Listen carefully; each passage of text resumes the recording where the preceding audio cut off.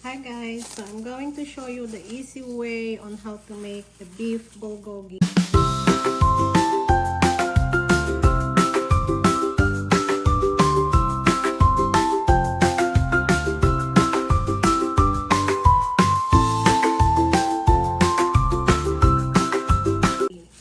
So I have a short ribs here. Short ribs po yan. Ayan, nahugasan ko na and then na-strain ko na rin yung excess water. So it's a short ribs, beef short ribs.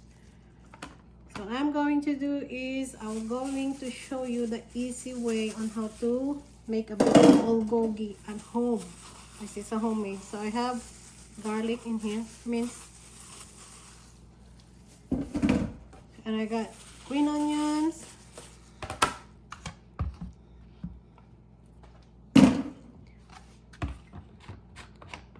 Madali lang to guys. Pag halu-haluin mo lang siya lahat. I got some soy sauce. 2 kinds of soy sauce ang gagamitin ko. Isang light at isang dark soy sauce.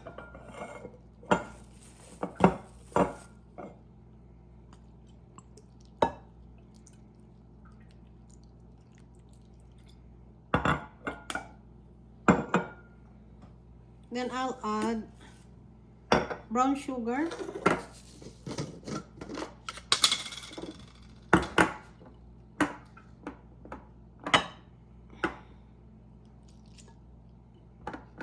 Dahil marami yung ating karne, lalagyan ko siya ng 3 tablespoon ng sugar. Brown sugar. Ayan. So, imimix ko lang siya. And then, I will marinate it for like an hour.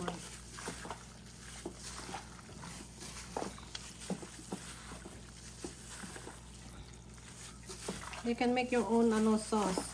May nabibili din na sauce pero if you wanna make your own and homemade is way better than like yung binibili mo lang sa store.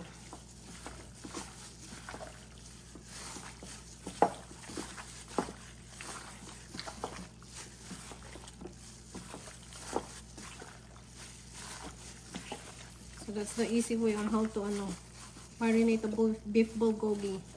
So now naihalo ko na siya. I will add sesame oil.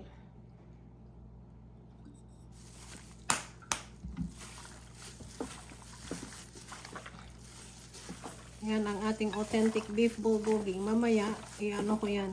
I'm going to grill it later.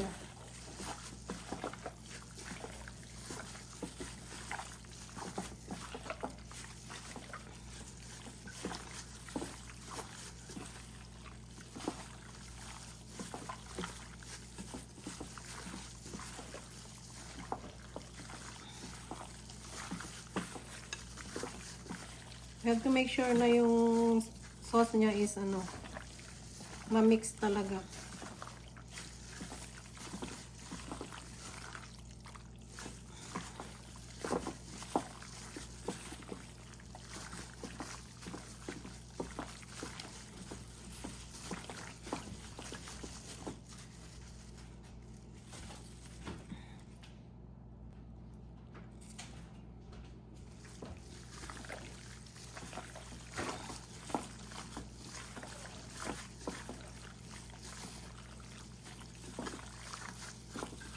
So, ayan guys. Okay na siya. Na-mix ko na siya ng maigi. And I'm going to cover it and then just leave it to room temperature. Pan ko lang para mabango.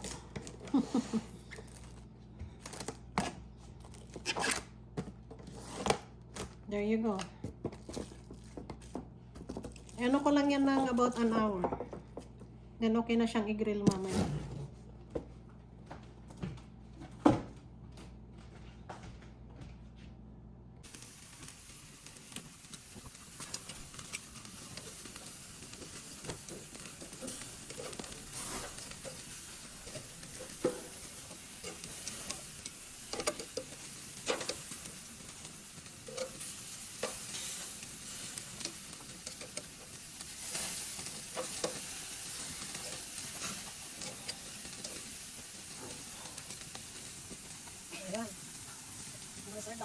just put it there. Keep it warm. Oh.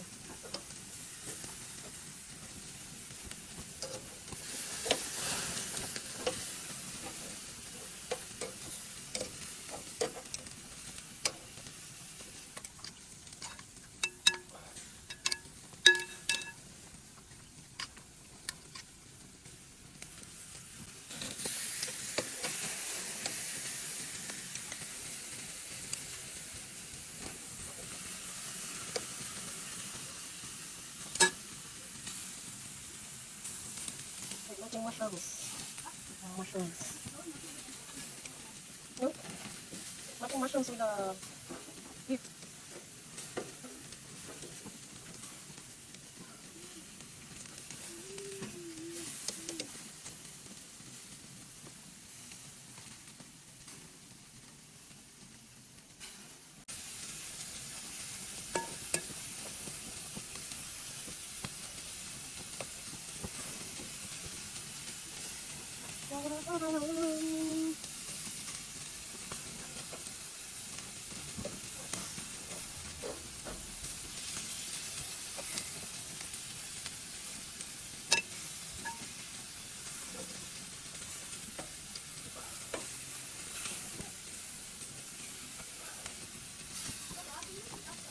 Outside.